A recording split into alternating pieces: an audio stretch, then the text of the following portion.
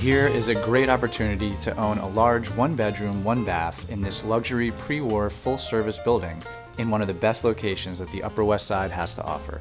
This serene home offers a renovated kitchen complete with stainless steel appliances, granite countertops, and a breakfast bar that opens to a spacious living room. The living area is easily delineated into separate dining and sitting areas, both of which are windowed, providing the ability to create additional space as needed to accommodate today's work lifestyle. The king-size bedroom is pin-drop quiet and offers plenty of room for furniture and has 2 large closets. Completing this lovely home are 2 additional closets, hardwood floors, high ceilings, and a rare offered option to build a very large walk-in storage unit, which transfers with the apartment. Being 1 flight up from the lobby gives the option of the elevator or a short flight of stairs for the feel of a private home.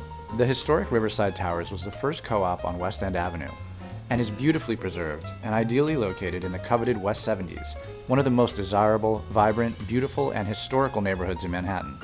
Amazingly convenient, this home is just 1 block from Trader Joe's, the 123 subway lines, 3 bus lines, a city bike station, and Riverside Park.